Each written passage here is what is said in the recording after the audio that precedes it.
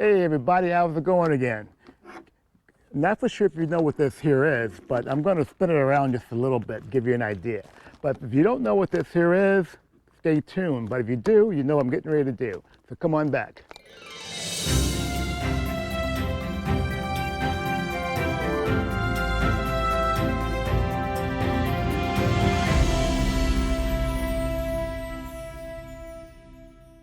These here are called ROTOPAXs. ROTOPAX is basically, this is an actual water container, and this one here, as you might know, is red. It's a gasoline container. Basically, this here is this here. So this will go in your car, and this is going to be mounted on the rear spare tire of Eugene the Jeep, as well as this water reservoir right here. This is a 2-gallon reservoir right here, but I think it might be too large, but I'm going to find out. If it is, I can order a small 1-gallon, but I'll still keep the 2-gallon. But we're going to see what happens today, and I'll tell you why in a bit, why it might be too large on one side. These ROTOPAXs are pretty cool for ATV, if you have off-roading, marine, camping, RV. They're pretty cool, and they install around the spare tire of your vehicle. And also I have locks on them too as well, that you can lock this down where it doesn't walk away. But I'm going to install these here on Eugene the Jeep, and this should be a fun project. It shouldn't take that long. I'll show you the parts that I have and what are the parts that I need to make this installation. So from here, I kind of checked everything out beforehand. I have some Loctite here. I have various screws, which I bought more screws from Home Depot. And this here, this little pack here, this is the ROTOPAX type connector that we're going to be using. And I have an extension as well that I can use to put 2 ROTOPAXs together, and you have 1 ROTOPAX as in maybe the water, or you can even have a first aid kit to have that too as well. And it comes with connectors like this here that I ordered from Rockfly Engineering, in which I'll put a link below that you guys can order this from. This is basically a mount for your ROTOPAX. This is a bracket, a contour for the tire on one side and the other side. So I have 2 of these brackets right here. So we're going to be installing this here as well. I have some Husky universal wrenches right here that I'll be using, and I just have a simple Phillips screwdriver.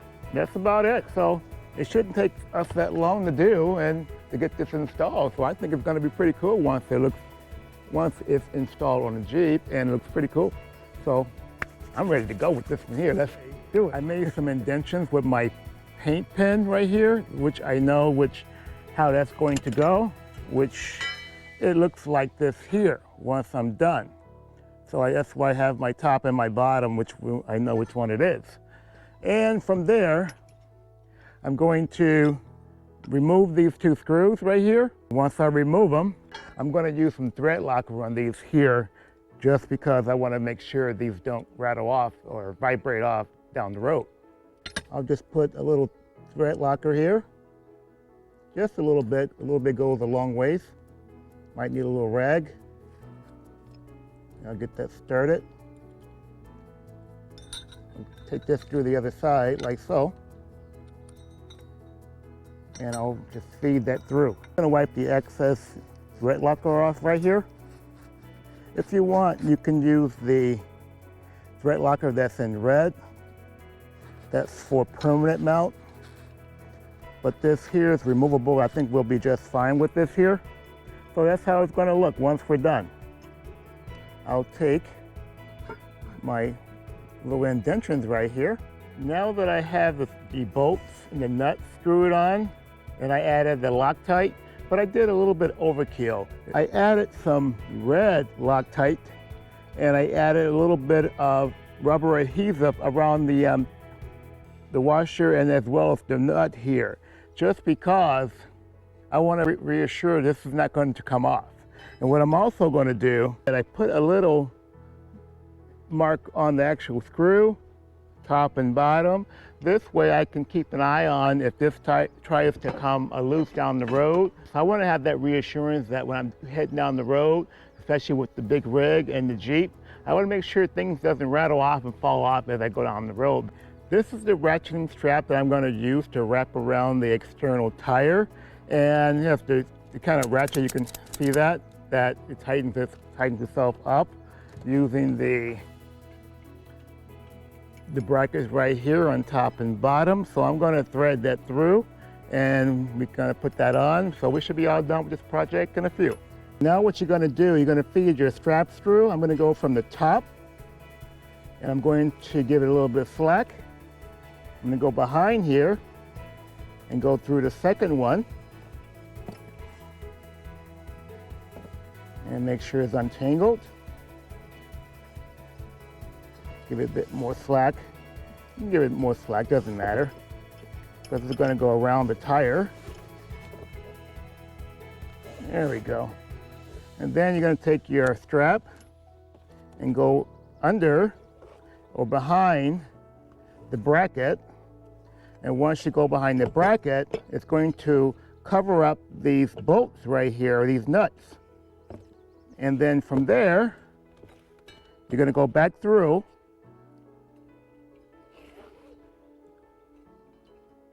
like so, back through again. Make sure you got enough slack because it's going to lock if you don't. Give it enough slack. There we go. You're going to feed that back through. And this is what you have. So it's going to go from the top, behind it, top again, under where it's covering up these bolts, and you do the same for your right side as well. And so that's the way it looks. Pretty cool. Just lay it on top like that. We don't want it to slide over, and just let that hang like this here, and you can just let that hang like that. I fed the other side just like I did the passenger side, and just make sure your cables are not tangled, and I'll gently wrap that around like so. Make sure you don't scratch your paint. What you want to do is make sure your bracket on the passenger side or the right side and your bracket on the driver's side or the left side is somewhat even flushed across the middle of this tire. So once you get that done, you make sure this is centered on top. And now we're going to grab our ratchet, and I'm just going to go through this little gap right here. You want to just pull that through. Once you got it pulled through, you want to just give it a couple of turns like that. Now you're just going to keep ratcheting that on until it gets tight. What I'll do instead of cutting this off, I'm going to take it and go under the ratchet, and I'm going to just open this here up, and I'm going to go through the back side. And this is going to be more of an assurance that if I put this here through the back side where the rear spare tire is and put this in a knot, this will be an assurance that this bracket is not going to go anywhere. The ROTOPAX come with these clamps right here, and these two clamps, you get one for each ROTOPAX container. If you see right here, there's little indentions on this here. This gives you the ability to put two ROTOPAX together like that.